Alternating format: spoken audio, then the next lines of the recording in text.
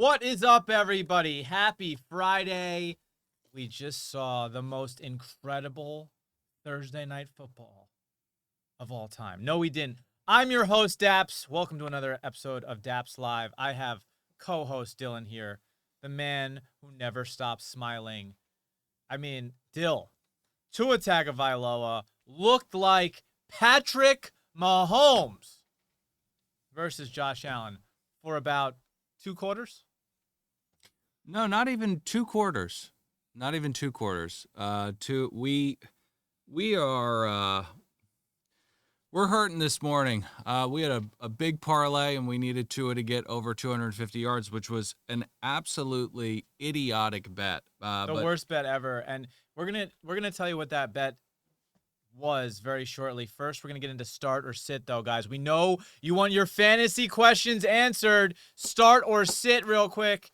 We'll do an extended version of this at 12:30 Pacific time in 30 minutes. But who are we starting and sitting this week is the question, Dill. We've got a lot of questionable people up in the air. I mean, we saw Aaron Jones get hurt. Are we going to start or sit? Jordan Mason, I think that's a no-brainer. We're starting Mason. He's going to get the bulk load. We have Isaiah Pacheco. Sit. Isaiah Pacheco. Sit Kareem Hunt. You have Mike Evans in this weird position where Egbuka looks like he's now the #1 receiver. And now we have some questions that we're going to answer too. Sean says Wilson or Tet. Guys, we've been answering that question. That's a big one. That's a big one this week. I got to go Garrett Wilson because I think the Jets are playing down. They're going to need to throw the ball to come back in the game against the Buccaneers. I think Tet has a really tough matchup against the Falcons D-backs, and Bryce Young's just not good enough. Evan says Goff, Dak, Mariota, J-Love, or Caleb. That's absolutely insane that you have to deal with that. I'm not going Goff 2 weeks in a row. Can we really quickly... I hope the majority of those guys are on waivers just sitting there for him because if you're rostering 5 quarterbacks, it's an impossibility. Evan, are you rostering 5 questions? Five quarterbacks we want to know? Trade away Egbuka and Hampton for A.J. Brown and Charbonnet. Absolutely not. You keep Egbuka all day long. Hampton's on my bench. Charbonnet will be on your bench. And by the way, A.J. Brown might be on your bench too. Kyren, Kamara, or Mason, pick 2. It's Kamara and Mason. No, you got to start Kyren. You can't bench Kyren yet. Of course you can bench Kyren. Sean McVay has been saying that he wants a split with those 2 guys. He's saying that he wants to go 65-35, Corum and Williams. That's euphemistic language for saying the Rams are going to let Blake Corum start to take over more of that role. I love Kyren. He's solid, but Kamara is the main hub of that offense. Sean asked, Breece Hall or K9? I got to start K9 over Breece Hall. I mean, listen, but here's the thing. I don't think if anybody's going to be surprised if the Jets run heavy this week. They can't move the ball through the air because of Tyrod. I have no idea. Listen, the Jets are a question mark every single week. We saw them score 30 points against the Steelers. They look like we're going to win the game. They fumble on the kickoff, and then they put up a goose egg last week. So I have no idea. Omarion Hampton, Hendo, or Stevenson.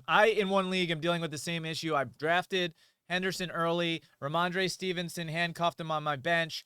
Who do you start this week? I think that based on the usage, the attempts that Ramondre had over Henderson and the way they use him in the pass game, I have to put Stevenson in my lineup right now. It's pass game all the way. Over Henderson, for sure. Henderson got 85 yards in the air. Look at this trade. Subby Jose says he traded Chase Brown for London. Thoughts? I like Chase Brown over Drake London. I know you're a Drake London guy. All of this is dependent on your makeup. He says he's got Bucky, Pollard, and Harvey. So it's a great trade. Great trade. Yeah, Harvey is not good. Tony Pollard is on a very bad team.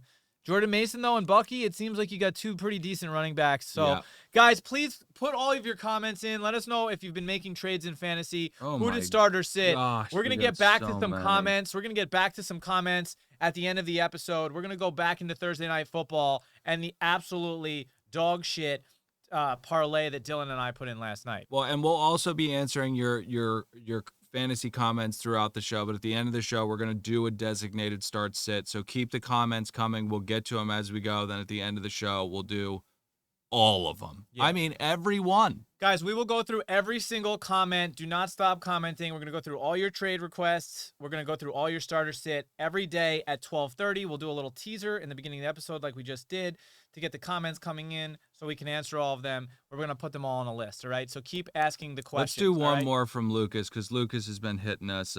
T and Pickens for Hampton and Brian Thomas Jr. and Downs. I have no faith in Hampton. I think BTJ's a beast, but I don't know. That's tough. That's essentially. If Hampton turns it around, Hampton and BTJ are more valuable than T. Higgins and Pickens, especially considering the fact that Joe Burrow is not in. I would do that trade. I would do it. All right. Let's go back to Thursday Night Football. Does and will always suck, guys. I mean, kind of. It was a decent game, but also not. We thought it was going to be a blowout. It still kind of wasn't. The Bills defeat the Miami Dolphins 31-21 in a game that demonstrated once again Tua sucks. He just sucks. He just sucks. He's bad. He's bad. He misses throws. He throws interceptions when he had. By the way, like Tua had this chance to tie the game, and even if Josh Allen comes on the field and beats you, it's like, nice work, Tua. You just competed with the best quarterback in the league. Instead, he's like, throws the ball on 1st and 10 from the 20-yard line. 1st and 10. You have Ollie Gordon and Achane, who are both crushing all night. Run the ball. They were averaging 5 yards per carry. The running game was electric. The pick was so bad. You could, if you had eyes that were open, you could see that linebacker biting on that route from a mile away. I don't understand. The crazy thing about the Dolphins situation is that in 2024, the Dolphins re-signed Tua to a $212 million contract with $163 million guaranteed. Tua last night played like someone who is in serious consideration for the bench. For retirement. I mean, the bench, backup, being an assistant coach. I don't know who to blame here. I don't know how you can blame McDaniel. I mean, it's like, he did everything he could. He called the right plays. He ran the ball when he needed to. He ran the ball 4 times in a row throughout the game, which I thought was ridiculous. Breaking Cute says, I cashed out on the Dolphins, plus 12.5. Great bet, brother. Such a good bet. Such a solid play. That line was such a trap. You were really never worried. I think they went down 14 for like maybe half a quarter. But besides that, you covered basically the entire game. Very, very nice work. Listen, poor Mike McDaniel. What can you do with this guy, Dill? I mean, we always joke. He speaks in riddles. He's losing his mind, but I understand why he's losing his mind. His quarterback cannot hit open players. I mean, we talked about it last night. It's like they need to just take away the right side of the field. Tua can only throw to the left side of the field successfully. He's throwing up jump balls to Tyreek Hill, who is 5'7". It all looks really, really bad. I don't think it's all on Mike McDaniel because we've seen him coach incredibly well. He knows how to coach offenses. He just has a bad quarterback. And I feel for Tua too because he's just so concussed.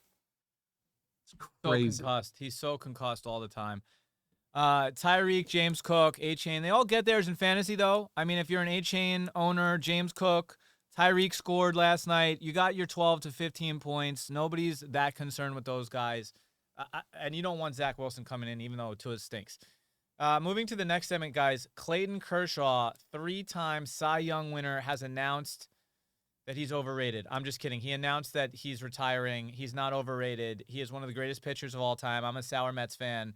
Clayton Kershaw ends his career as one of the greatest pitchers of the modern era and in Dodgers history. Average ERA 2.5, over 3,000 Ks, 3 Cy Youngs, and an abysmal record in the playoffs. I mean, listen, Clayton Kershaw was on a Dodgers team when they were pretty bad his whole career, right? They were always like run-of-the-mill, not doing anything. Finally, at the back end of his career, after he statistically dominated, he comes in. Now he gets his real playoff appearances. And he just never was that dude. He never got his shining moment in a World Series or in a playoff. He could have if the Astros weren't a bunch of cheating fucks. If the Astros didn't cheat, maybe he would have got his. Listen, Mookie Betts comes to town. Freddie Freeman comes to town. Corey Seager balls out. Then they get Ohtani. I mean, he's going to ride off into the sunset with his 3 Cy Youngs and a couple World Series rings. It's not like this guy's not a Hall of Famer, but I don't know why there's this announcement before the playoffs. It's very clearly it's like, oh, everybody look at me. I'm Clayton Kershaw. I'm like the 18th best player on the Dodgers. Well, okay. Do you think that it is a tragic story that Clayton Kershaw never? I mean, he's got 2 rings, one in the bubble and one that he did not play in. So to me, that's kind of sad for somebody who is that talented and that good. It's very sad, but it's just, like I said, he didn't have the bats. The Dodgers were always trying to put it together. Remember, all Dodgers fans, I've been dealing with these guys lately in LA the last 5 years. My whole life, I was born in 88. The Dodgers were never good. They were never nobody ever considered them a threat. They had their little Manny Wood era, which brought some excitement to the team. They had Nomar Garciaparra. They always got the guy from the Red Sox after he won an MVP on the Red Sox. Then he went to the Dodgers. In the last 5 years, they put it together. They got their bubble win, whatever. The Dodgers also probably cheated against them. They probably deserved another World Series.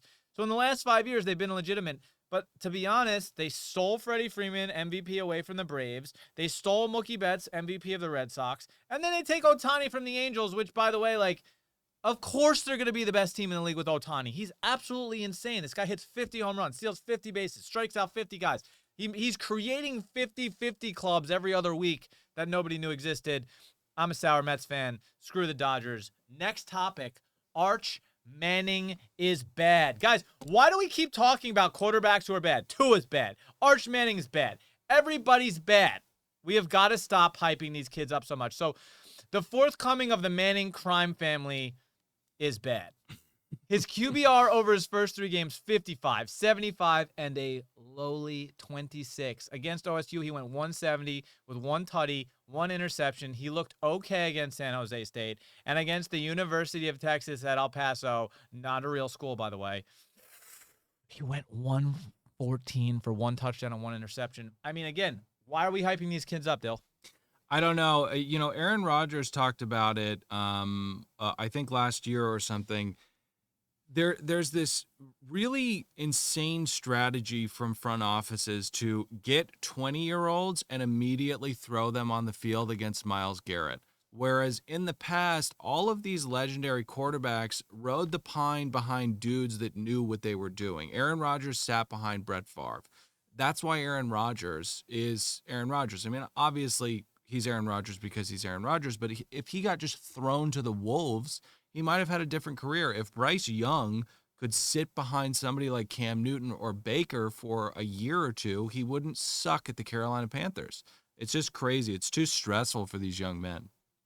It's too stressful for these young men. That's really what it comes down to. I mean, yeah. Maybe I don't know what to say about Arch Manning, guys. This guy is a product of a football family. They had Quinn Ewers last year, and they were putting pressure on Texas to put Arch Manning in, and now he's in, and this is what he does. You would listen, look at this. He's wearing cowboy hats with suits, signing autographs. Who wants this guy's autograph right now? I don't want his autograph. This guy stinks. He's not good. They don't look good. He's not impressive. Whatever.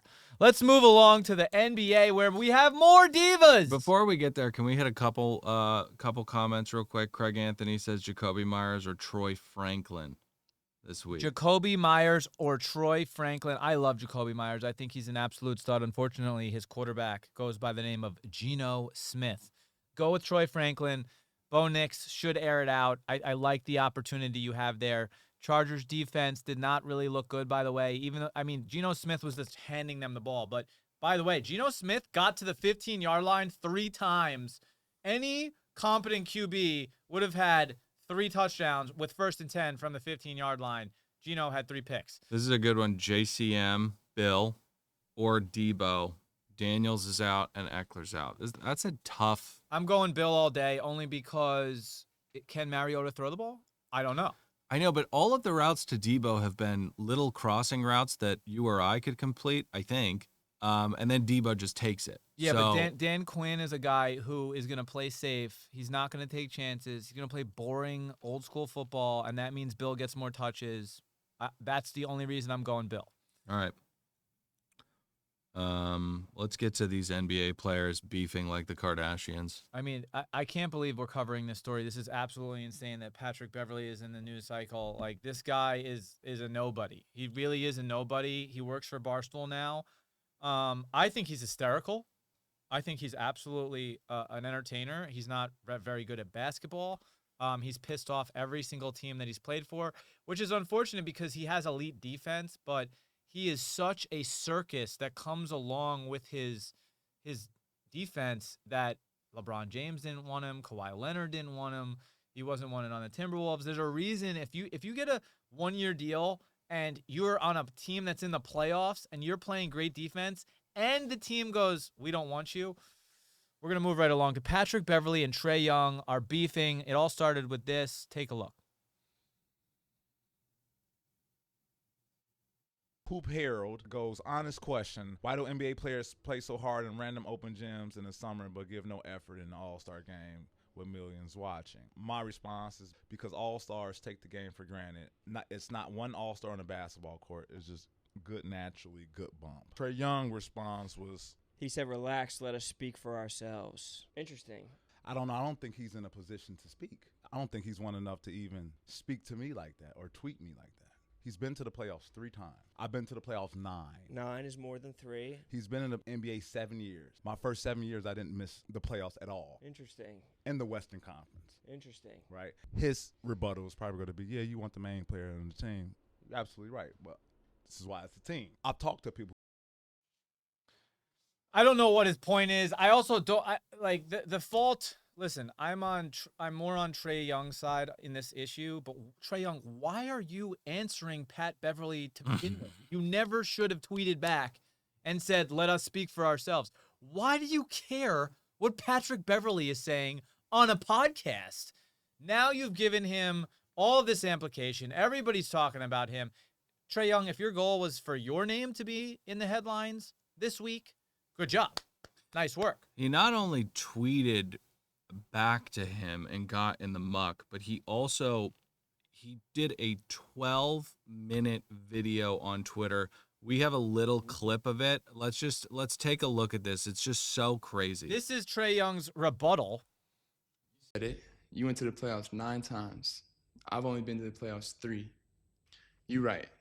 You have 6 more playoff appearances than me. Let's bring up some more facts. You've been to 1 conference finals. I've been to 1 conference finals. What year was that for you? Just another fact, year 9. The year I made it was year 3. Just a fact. You want to know another one? You averaged 7 points and 2 is. I don't even know why I'm doing this. You said it. Doing right, it. Right. Why are you doing it?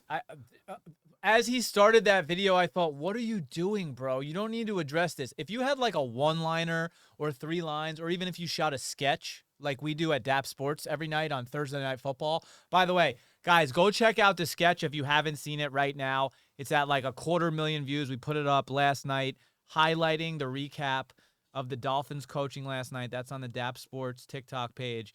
I think you'll get a kick out of it. We did another one with the post-game interview of Tua and Al Michaels. But if Trae Young shot a sketch clowning Pat Beverley, that would be hysterical. And then it's like, you're not even saying anything. It's kind of like South Park, right? Where you just kind of bring up 2 points and then you let people argue. Moving to 5-6 NFL Sunday preview. The Pats are rolling into Pittsburgh this Sunday. Drake May has looked good. Ramondre Stevenson had over 100 yards in the air and on the ground last week. And the Steelers defense has looked not just bad, awful. They looked awful. Fucking awful. Really quickly. Horrifying. I wanted to say, somebody asked us if we could say happy birthday to Amit. Happy birthday, Amit. Happy birthday, Amit. Whoever's watching, happy okay, birthday. Great. Whoever's watching, happy birthday. Now, let's get to this, guys. James Harrison is freaked out. Watch this. Defense is bad, dude. You gave up 32 points to the Jets, bro. Almost 400 yards, dude. 182 rushing. And the Bills just dog walked the Jets, dude. Like, we're in trouble, man. Can't stop the run. We can't get consistent pressure on the quarterback. I really can't understand what's going on with the defense. With 6 former first rounders allow back-to-back 100-yard rushers. Steelers don't give up rushing. That's one of the things that's supposed to be the standard. You don't give up a 100-yard rusher. The defense is bad, dude.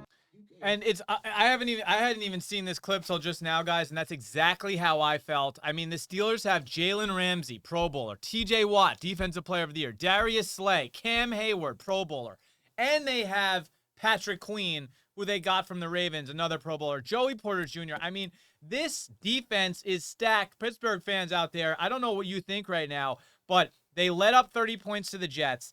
Then they lose to the Seahawks. I don't understand what's going on with this defense. Like Harrison said, they prided themselves on being a team that doesn't let up 100-yard rushers. They are just getting, like we said, the Bills dog walked the Jets. Same team that scored 30 points on the Steelers D. I don't get it. The Steelers are playing the Patriots. This is a statement game. You're playing a second-year quarterback. You should be able to dominate him. TJ Watt has to step up, be that guy, be that leader in the locker room, and say, enough's enough, man. I'm going to bring the pressure. I'm going to make Drake May's life hell this week, and the Steelers brand of football is about to return. What do you think, Dill? Yeah, they've looked absolutely horrible this year. They got just some people doing film breakdown online. They got beat by the same cross route scheme on 2 different games, same exact play. The Jets did it to them, then the Seahawks did it to them. I don't know what's going on with Mike Tomlin. Usually he doesn't get bad until they have 10 wins. He's bad right out of the gate. So now let's look at last year through week 3. NFL leading 8 points per game allowed. NFL leading 229 yards per game allowed last year. Ranks entering this year 29th in opponents' points per game, 31.5, 30 to the New York Jets. 29th in yards allowed, 29th in yards per play, 27th in opponent time of possession, 27th in EPA per play. I mean, 26th in defensive success rate, 16th PFF, Pro Football Focus defensive grade. This is not good for the Steelers. I don't think that we need to sound the alarm. I think they can turn this around, but maybe they just didn't understand who Justin Fields was, even though he was on their team, and they should have had an idea of the type of player he was. Justin Fields looks amazing against the Steelers. And by the way, the Bills' defense doesn't look good by any aspect. I still don't understand what the Jets were doing against the Bills. We're going to move along to a comment. Cam says, start 2, Ashton Genty, Chuba Hubbard, Kamara, Jalen Warren. It's easily Chuba and Kamara. Genty stinks so far. Raiders don't know what they're doing. Jalen Warren cannot be trusted. Sorry, I would say Kamara and Jalen Warren. I would say Kamara and Jalen Warren. So, Dill likes Kamara and Warren. I don't hate it. I don't know what to think about the Steelers. I don't know what to think about the Panthers. Chuba was so good last year. Gave up Etienne and Neighbors for Jefferson and Jacobs. W or L? I don't know. Neighbors and Jefferson, like, I know Neighbors dropped 40 last week, but I mean, that's a pretty equal swap. And I would definitely say Josh Jacobs is more valuable than Etienne. You know what? I would say you won that trade. Yeah. I would say you won that trade. I like that trade. The only thing that can hurt you is the Vikings QB room at the moment, because we don't know what's going on. But listen, Sam Darnold was throwing the ball over the field to Justin Jefferson last year. A.J. Brown or Adunze, it's Adunze all day. It's not even close until A.J. Brown proves that Jalen Hurts will actually throw him the ball. We're going to move to the AFC West clash. Chargers versus the Broncos. This is going to be a fun game. I'm excited for this one. I think this is Herbert's season has been loading. This is it. I think he's going to win a lot of games. I don't think Bo Nix can beat them. So I'm going with the Chargers, but the Denver Broncos are trotting into San Diego and are going to get their ass beat. That's what's going to happen. I think probably. Bo Nix has the lowest QB ranking this season per Pro Football Focus. I don't know what's going on with Bo Nix. He had a really bad game. He had a pretty decent game last game. They should have won. Colts stole one. I don't like it. What do you think about PFF, Dill? PFF is so stupid. The Pro Football Focus has ranked Bo Nix last in quarterback ranking. Baker Mayfield is at the bottom of the list too. I don't understand what metrics these nerds are using in a league with Cam Ward and Tua. I don't understand how you can put Bo Nix dead last in PFF ranking for quarterbacks. It literally makes no sense. Well, listen, I'd have to agree with you in the sense that a list that has Baker Mayfield underneath Cam Ward and Mac Jones. Like, what are we talking about? It's obviously not measuring grit and heart and just like energizing your team. I don't really understand. I really have to dive into the analytics of Baker Mayfield to see how they got there. But, I mean, come on, guys. That obviously shows you if Baker Mayfield is that far down the list. Baker Mayfield is that dude. He is that dude. Baker Mayfield is a guy who might win an MVP. And nerds don't get the intangibles. You're all looking at numbers and frenetic statistics and stuff like that. You know, use your eyes, use your heart, use your balls. Senor McSqueezy says, are we taking the Raiders this week on the money line? I will never take the Raiders on the money line because they have Geno Smith at quarterback. Bet on them last week. Not happening again for the rest of the season. Let's talk about Danny Dimes ripping the Broncos apart, Dill. Another reason the Chargers are going to rip the Broncos apart. And another defense that was so hyped going into the year. Now, we're only 2 weeks into it. Maybe they'll figure it out. But, like, you've got Surtain. This defense was supposed to be Steelers 1A, Denver 1B, and they have not looked all that great so far. If you get ripped to pieces by Danny Dimes, you need to find a looking glass. Now let's move along to 2 0-2 teams. 2 winless teams. 1, the Kansas City Chiefs. 2, the New York Giants. And they're facing off in the Meadowlands. And we've got some interesting statistics to go through today with you guys. Now, you would think that this is an easy back-on-track game for Frog Boy and the Walrus. They're playing Russ. I mean, but listen. The New York Giants are 7-0 against the Chiefs at home. All right, all time, they've never lost. Mind you, only one of those is against Patrick Mahomes. So 6 of these are pre-Patrick Mahomes. I don't think the Giants have a chance. I think Russ could put up some points maybe, but Dill, do you have anything to say? Do you have anything to say about this? I mean, that's an interesting stat. That is an interesting stat. 7-0 at home against the Chiefs. I know Mahomes is a different animal, but to your point about Pro Football Focus, when they bring up a stat like this is pretty irrelevant to me. What does that matter? You know what I mean? Like, historically, the Giants are 7-0. That's amazing. But what does that have to do with the modern-day, present-day team? Nothing. The last time Patrick Mahomes played the Giants in the Meadowlands was 2021, and they lost. The construct of the New York Giants, I don't know if they have any of the same players on the team from 2021. I know, but I gotta say, I love sprinkle a little on the money line for the Giants, plus 245. Russ aired it out last week. I think that money line should be plus 600, all right? The Giants are bad. I don't like it at 245. Not enough juice for me. Not enough juice. If I'm going to bet money line Giants, I want 4X on my money minimum. 4X on my money minimum. Chiefs are going 0-3. I think the Chiefs could possibly be the Bengals of last season. Just stumbling out of the blocks, doing everything they can to recoup and get into the playoffs.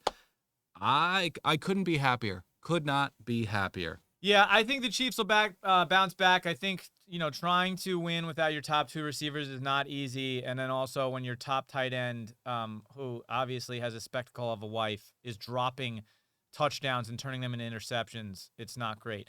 Okay, guys, let's get to some fantasy comments. We know everybody wants to go back to start or sit. We're going to throw that graphic up on the screen. Trade CeeDee Lamb, Kyron Williams, and James Conner for A.J. Brown, Gibbs, and Rice. Both teams are 0-2 PPR. Damn, that's tough. I'm keeping CD, Kyron, and James. I don't want A.J. Brown anywhere near me. I like Rashee Rice. You got to sit him for another 4 games, though. Gibbs is great. I'm sticking with CD, Kyron, and James Conner. Brees or Conner. I'm going with James Conner this week, guys. There's too much of a question mark when it comes to Brees Hall, guys. Please throw your comments in if you want to know who you should start or sit this week, or if you've got any fantasy trades. Let's look at some of these guys, though. Start or sit. Dylan, Tyler Algier behind Bijan. Is he a guy who could drop 10 points or steal a touchdown? Yeah, I mean, he absolutely can put up 10 points. I think that's kind of his ceiling. I pity the fool. Who is in a position where you have to start Tyler Algier. You should not be there. You should have 2 running backs and a wide receiver that you can throw in flex. I think the easiest start of the week is going to be Jordan Mason, guys. This This guy is going to get all of Aaron Jones' carries. By the way, he's already looked strong running the ball, so I'm really excited to see. A lot of guys got lucky with this Jordan Mason pick, probably 8th, 9th, 10th, 11th round. I don't know when he went, but he definitely went back end. And this is a guy who might become an RB2 out of nowhere. Aaron Jones is only out 4 games, but still, if he performs well, Jordan Mason's going to keep a lot of the workload. Not El Toxico says Trey Benson is taking over that backfield. I love this comment. He's young. I love this he's comment young. from Not El Toxico. And I got to say, I picked up Trey Benson and panic dropped him for somebody else, and I feel like it was a bad decision. James Conner is an inefficient running back, and he will also get hurt. I do think at some point in the year, this kind of split is going to lean towards Benson, and he might take over at the end of the year. Well, listen, James Conner, injury prone for sure, also entering the back end of his career. So, I love it. Yes, sir, Omar. Throw in your starter sits, brother. Raymond, Franklin, or A.O. Manor. There's no way I'm playing that guy on the Titans right now, guys. No, don't do Calvin that. Ridley, by the way, is due. He's going to get his at some point. I don't know how long it's going to take. The offensive line on the Titans obviously has to get together. So Uncle Drew knows it. What the? Uncle Drew? I didn't know that was not El Toxico. Where did that name come from? Okay, so again, guys, back to Troy Franklin over Ayamanar. I don't even know how to say his name. Can somebody say his name for me? Ayamanar? Ayamanar. Why should we sit Egbuka? So, guys, you should not sit Egbuka. I'm sorry if that looks like sit is on the right side. We'll fix that graphic for you for Monday. Do not sit Egbuka. This is just starter sit in general. Running backs and receivers, we're talking through if we should start or sit them. Do not sit Egbuka. Play Egbuka. Ramondre Stevenson is really growing on me.